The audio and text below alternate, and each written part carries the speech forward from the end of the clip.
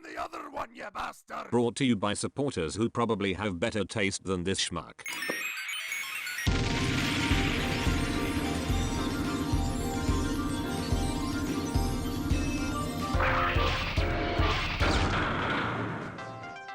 So the brand new-ish core class turned out to be an absolute winner, right? Not only was it a fantastic return to form for modern legend scale figures, yes, these legends, not those legends, but it marks the next step in engineering for the size class, much like the rest of the War for Cybertron trilogy. Don't get me wrong, I love Micromasters as much as the next guy, or rather more than the next guy, since I really enjoyed them whilst most people despise them, but come on, these are better. Time and time again, the designers have proven that small-scale Transformers are a force to be reckoned with. In fact, I don't think I've come across an official small-scale line this consistently good since Robots in Disguise 2015. Not a single figure so far has been bad. The quote-unquote worst figure of the bunch is still a perfectly serviceable piece that only gets off with being slightly mediocre, and even then it seems to be one of those things where my opinion is vastly different from the norm. Of course, all things sadly must come to an end, Kingdom can't last forever, and although this scale will soon enough debut in the Studio Series line for the Rise of the Beasts film, according to leaks, and most likely in the upcoming Legacy line as well, the trilogy is almost done, and with it we close out this chapter of small-scale engineering. Admittedly, I've been pretty skeptical about the ongoing releases, but with each wave, that skepticism was pummeled further into the ground. I don't know what the designers are smoking, but f***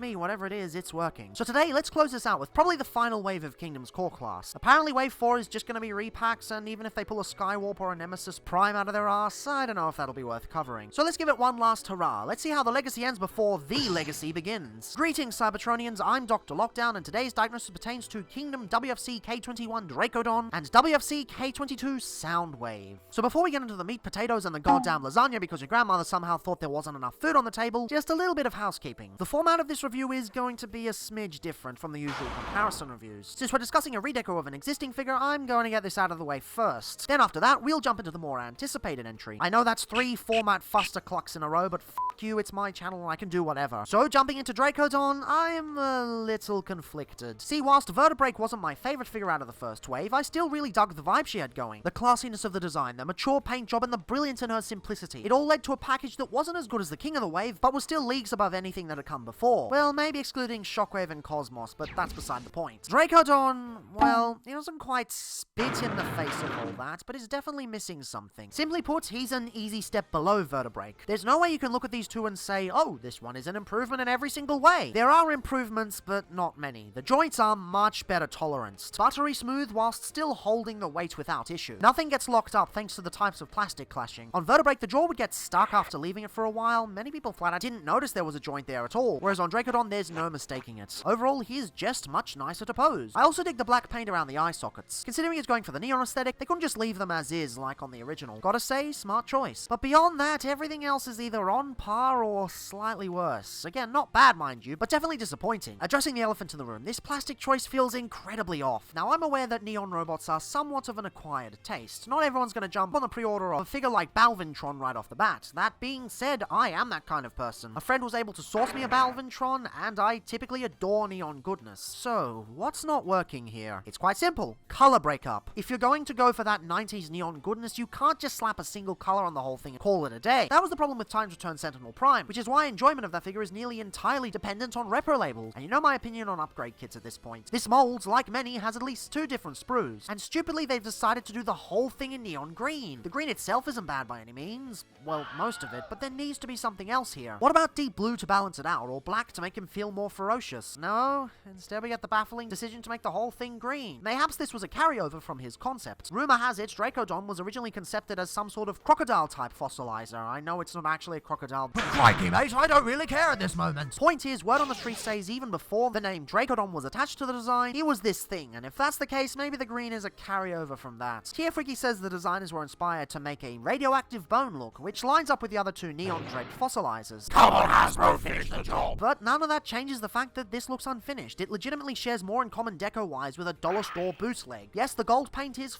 gorgeous, but it doesn't help the fact that even goddamn Crumbs has a better deco than this. And beyond that, some of the plastic just looks yucky. The tail and especially the back piece have this shiny quality to them, and it just does not work with this shade at all. It kind of reminds me of the days where I spray painted a Zaku with a candy type green shade and it almost looked as bad as this. Fortunately, this shade isn't in huge quantities, but it's really disappointing that they could have swapped this sprue out with some of the options I mentioned earlier. They picked the worst choice, and it didn't pay off. Now with that said, I must admit most of my complaints relate to the beast mode. mode. Conversion between the two modes is actually surprisingly more satisfying. Well, come to think of it, it's not that surprising actually. The tolerances have been improved after all. I mean, sure, the robot wrists in Dino mode seem a bit more visible thanks to the brighter colors, but that's all to do with perception. The mind thinks they're more visible, but in actuality it's exactly the same. And the robot mode actually fixes my main problems. The color breakup is honestly pretty damn nice. You can finally see where all the paint budget went, with plenty of gold in the torso. Shiny chest, green limbs. There, see? When the layout works well, the robot does well. Oddly enough, the head ends up being far better painted as well. You can properly make out a lot of the detail this time, including not just the goggles, but the tusks. How the hell did I not notice those earlier? And of course, those tolerances mentioned earlier remain improved here also. The shoulders feel somehow sturdier, yet smoother, and the sword fits in with far less efforts. For a redeco as simple as this, such wasn't necessary, but hey, I appreciate what they did here. Still, none of that changes the fact that Dracodon is a worse figure than Vertebrake. There are a few improvements, but on a figure this small, most of them aren't that noticeable. Besides, the tolerances aren't bad on Vertebrake to begin with, so if you're only going to get one or the other, you probably won't notice. And that's the thing, Dracodon is just a wave filler. He's completely pointless unless you don't have Vertebrake or you're a masochistic Legends completionist like myself. Like, I'm the kind of guy who still wants to sample the Magic Square Seeker molds. Help me! If you're just looking to sample the mold and Dracodon is easier to come by, then honestly it might be best to go for it that way. But ultimately, as decent as he is, Dracodon is a pointless figure. From a collection perspective. From a production one, he may be the single most important figure of this entire wave. Yes, it's out of 2, but trust me, this will make sense. In order for it to do so though, we need to take a look at the newer figure of the bunch. Let's be real here, nobody's really excited for Dracodon. The real hype of this wave is good old Boombox Boy. And in micro cassette player mode, he... wait a minute, what the f*** is this shit? Did I end up with the rare animation error variants or something? I mean, granted, it's not as bad as my first copy of Grindor, but for f***'s sake, Hasbro, get your QC in check. Thank God I've got a shit ton of repro labels lying around, so it's not too difficult to fix. Anyway, Soundwave turns into the same alt mode we all know and love. Much like other G1 core class figures, with the exception of Megatron, he takes a lot of his aesthetic cues from the Earthrise version. Not that many people know that, because scalpers are scum and hate everything just and good. Thing is, as someone who owns the original Netflix Soundwave, I can safely confirm that this version is ultimately better, even with some of the sacrifices they've made thanks to the budget. See, the main problem with the Netflix version is that due to the circumstances of the line, he was ultimately just a retool of the flawed Siege version. Now, given what they had to work with, they still did a bang-up job, but you have to admit a few things could have been done better. The top section is pretty scraggy, the sides are wonky with the placement of the calf detail, and the torso doesn't line up that well, leaving these ugly gaps between the panels. For a retool of whatever the the Siege one was supposed to be, it's quite remarkable, but as its own toy in a vacuum, there are definitely things that can be improved upon. Still, I fully expected them to do a ground-up Voyager version and incorporate those improvements there. Instead, they didn't wait and punched everything into this really neat package. It's a pretty cohesive tape deck, which is really commendable, given that usually it takes a third-party budget to get to this point. The torso fits seamlessly into the console, which is something that couldn't be said for the Earthrise version. Of course, for the sake of the robot mode and for the sake of throwback accuracy, they've simplified the button layout. It's closer to the Voyager than the G1 toy. The position of the record button, however, is very much based in 1984 tooling. I love how they've added this tiny detail. It's not something most people would notice, but as someone obsessed with small-scale design, it really puts me in a good mood. Not all the third-party versions bothered, at least the old DX9 version didn't. Still, it's sadly missing the left and right speaker indents. Sure, a lot of 3P versions also omit those, but I think it would have been a nice thing to have. Still, at least they got the speaker detail nice and prevalent, not minuscule and easily forgotten like New Age's outing. Moving back to the center, I love the decision to use gold instead of yellow in the chest. Don't know about you guys, but I've always preferred this look. Granted, it's not as toony, and a bunch of people would prefer it to be closer to that gold standard of nostalgia, but I reckon this looks far more premium. And oh, they even included a tiny laser beak. On one hand, it's just a useless brick that does f*** all, but on the other, they didn't have to include this at all. It's a really nice addition, and the paint and sculpt is absolutely phenomenal for the size. Seriously, third-party tapes wish they were this well painted. That said, people keep saying upgrade companies will make transformable cassettes for this release, and honestly, I don't think so. The size is far too thin for anything of the sort to work, and I reckon most of the people who would potentially be into that sort of thing would just go for one of the more expensive versions anyway. And even then, does he really need it? This isn't some $90 mini masterpiece alike, it's a goddamn Legends figure sold for $20 at regular retail. The fact we're getting a cassette at all is incredibly commendable. Still, that's not my favorite detail. No, what I really commend is the handling of the back. Now yes, every Soundwave on the planet is going to look messy in some sense, save for the G1 toy and some obscure novelty items here and there. What I appreciate is the handling of a few key factors. First off, the arms nice and simply plonk on here, holding the design in place. Do you know how many Soundwaves arbitrarily shorten their arms so they can slightly improve the robot mode proportions? Dude, it's less than a centimeter, and it's a Legends figure. Who cares? Tons of Soundwaves at this scale and otherwise consistently rely on weapon storage to remain flush against the ground, or don't put anything there at all. This makes balancing somewhat difficult at times. It really shouldn't be like this. Soundwave turns into a box. This is literally the easiest thing to engineer. Yet somehow every company on the planet overthinks it and we end up with stupidity like this. Core class Soundwave ditches all of that baggage and takes things at face value. The design gets something right that more companies should be doing. Furthermore, the weapon storage is actually great as well. The two pegs are offset, so everything sits flush with both the ground and the top. It's smart and I massively appreciate what they did here. And beyond that, you don't have to remove the gun tip, which is something every Legends class Soundwave on the planet seems to think is perfectly acceptable. Look at these. How goddamn easy is it to potentially lose these things? None of them even allow storage for these things in tape deck mode, so they're forced to stay peeking out the top, masquerading as an antenna. Come on, mate. I've yet to see anyone who actually likes this functionality. People tolerate it, but I doubt anyone would object to a company figuring out how to circumvent this issue. And oh look, issue circumvented. Now that's not to say this alt mode is perfect, because there is one annoyance that stands out pretty obviously. Turns out MP and Bumblebee, Optimus Prime, and core class Soundwave were separated at birth, because this fucker got stuck with cat ears. These are in place because the designers wanted to incorporate ball-jointed feet for extra articulation. Hypothetically. We'll get into how that turned out later, but honestly, I think this was a miscalculation. This here was wholly unnecessary. They could have just taken the Hot Soldiers approach and had them fold in on themselves. And before you start going into budgetary and circumstantial reasons, this version retailed for $30 and came with at least 2 cassettes, if memory serves me correct. Take away the third-party tax and you've got a pretty similar price range. I get the whole stability thing with these feet having slightly better heel supports, but I'm not sure it's that necessary on a figure this small. The others got by just fine after all. That said, on a $20 figure that's this well painted and sculpted, yeah, I don't find this as egregious in person. If it's a choice between this and the whole alt mode toppling over without the support of the weapons, I'll take this easily. And hey, this is something that people will indeed make upgrades for. Or rather, have indeed made such because there's already a bunch of prototypes in production. Give it a month or two and you'll have at least 5 choices to pick from. Now all of this isn't to say I dislike any of the third-party versions. I'm not being a Hasbro elitist. I'm just acknowledging that for all the amazing things companies like New Age do, there's a lot of baggage that comes with designing a third-party Soundwave. Corewave cuts a lot of that fat out of the whole thing, and in the process, he delivers a remarkable package for the size. Since the designers weren't bogged down by certain engineering quota or bogged down by the instruction to retool it out of a pile of trash, they were able to push it to be as good as it could be, combined with a sense of ambition, something which not all figures sadly possess. And you've got yourself a banger of an alt mode. I wouldn't call him the best alt mode of the size class, even if he certainly is the best painted, but kudos to them pulling this off. But that's not where this figure shines. There's a lot to love in this tape deck mode, but that's not the main part of the figure. No, the best parts of this figure are the simplicity of the transformation and the robot mode. It's simple and it's fun. In fact, I go as far as saying it's better than the Earthrise version, simply because it's just, well, fun. It's not really based on the Earthrise version, it's really just the G1 toy with ball joints, but that's its greatest strength. Okay, so the first thing you want to do is remove the guns from the back, like any third-party Soundwave, and I guess like the G1 toy. Don't really have a point of reference for that, though. What you want to do here is untab the legs, like so, and these actually rotate the proper way around. You'll notice that every Soundwave on the planet has this special leg configuration, because they're supposed to connect into the torso. The Earthrise version, by virtue of being a retool, couldn't do that, so it had to put it on the outside, and it was like weird. And I'm not obsessed with G1 accuracy, but it's just a baffling choice. Whereas this one is nice and simple. Of course, the moment of truth, the feet, they fold out like so, and is that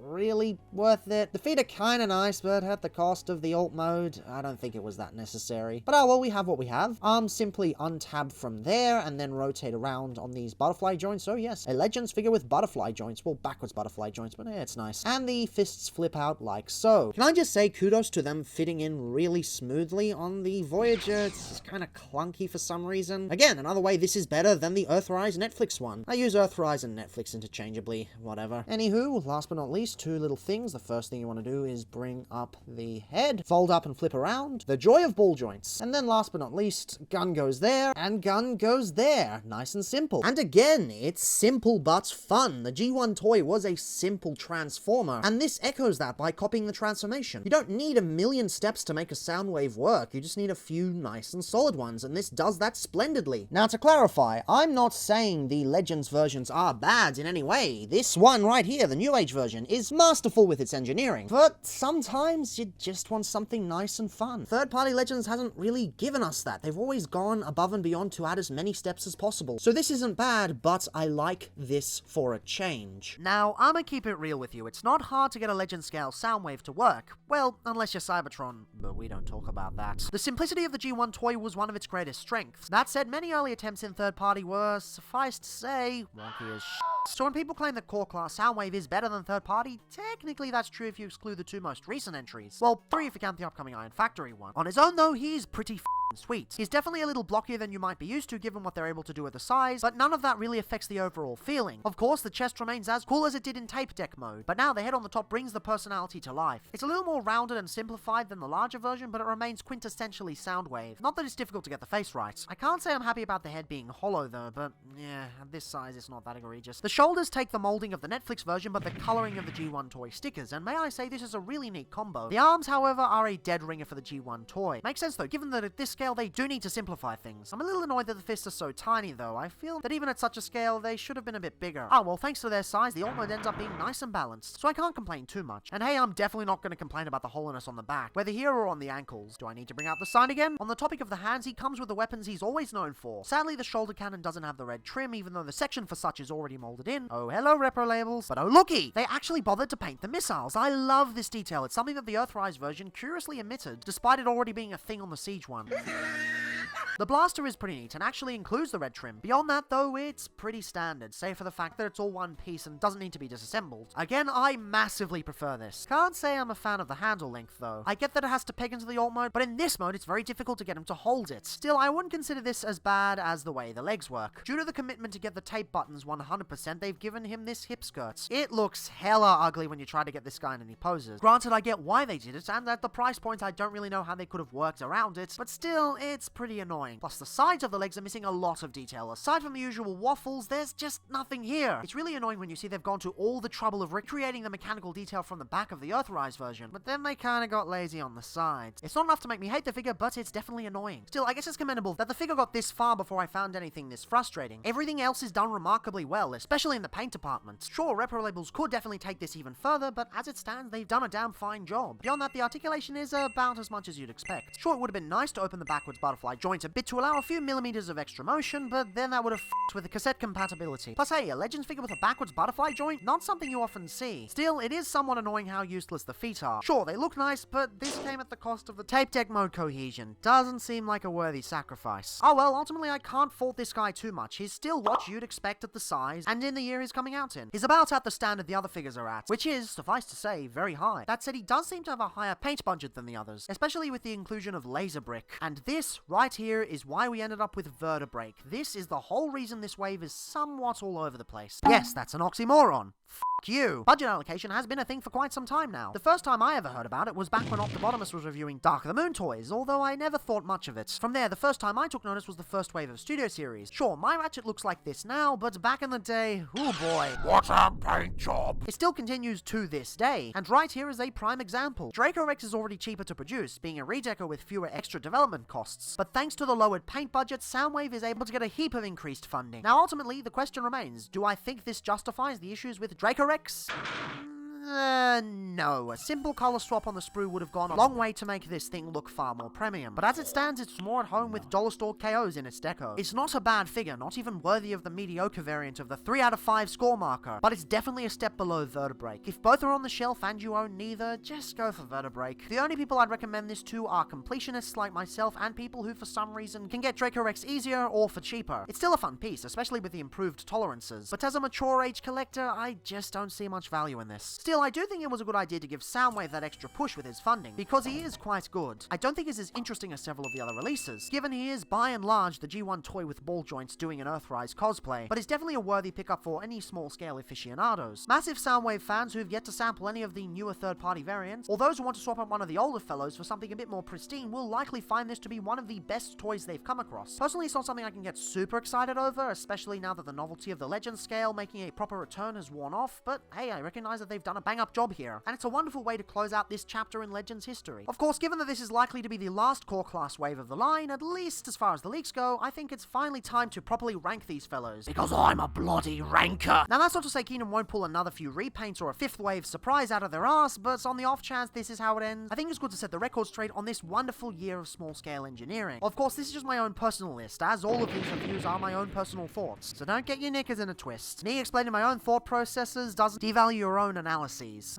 Who am I kidding? No one ever listens. In last place, good old Optimus Prime. Again, as I stated in the original review, he's not bad, but he's definitely got the most compromised alt mode, even next to Megatron. And beyond that, he's not really pushing the envelope in ways the others are. You're basically getting what the others did before him with a fresh coat of Earthrise paint. Beyond that, Dracodon. No need to go over this since I just reviewed him, albeit briefly. After that, we got Megs. I still genuinely don't get the hate for this fellow. Yes, the backpack ain't great and the tank is closer to an artillery vehicle, but there's just so much fun to be had with the posing. Then we've got Buzzworthy Bumblebee. Yes, he's stuck with a pretty disappointing partner, but nowadays due to his shell forming, you can grab him for the price of a regular release. Besides, the engineering is actually quite stellar for the size. It does things not even third parties have dared to try. Above him we have the original Vertebrake. This was always a good mold, and the original color scheme with its subtle weathering effects really brings it to life. Besides, I think this works better as a Predacon. Soundwave takes a spot above the young lass. You would have been higher, but as said earlier, he's pretty simple. Personally, I prefer more creative transformations. That leaves us to Starscream, who delivers such in spades. I was seriously not expecting to like him as much as I did, and I'm pleased as punch they were able to ditch the baggage of the Earthrise mold. Still needs some redecos though. And finally, nobody can really beat Rat Trap. Legit, he's one of the best figures of the whole damn trilogy. Lightning in a bottle that will likely never be recaptured, or at least for a very long time. I don't think I'll end up grabbing the 2-packs since there aren't enough differences to get me excited, but I love that more people have a chance to grab this magnificent fellow. Still, either way, it's been one hell of a ride. As stated earlier, the last time we got a small-scale line this consistent was back in Robots in Disguise. No, seriously guys, I'm being entirely truthful. The only real piece of shit was Cyclonus, but even then, Kingdom's core class doesn't have a Cyclonus. Every figure is at least passable, and even the de facto worst still works in a pinch. In essence, core class Prime is Kung Fu Panda 3, still a fun time for most people. And if Wave 3 truly is the last wave until next year, then it's been a pretty good ride. Beyond that, I don't know who I'd want. Maybe Nyx from the comics if they're doing Studio Series core class figures next year, and Nightbird would be right up my alley. And hey, some extra Seekers will be a piece of cake. Ah well, going forward, I have full confidence in their endeavors. Whatever they end up doing, I'm sure it will be spectacular.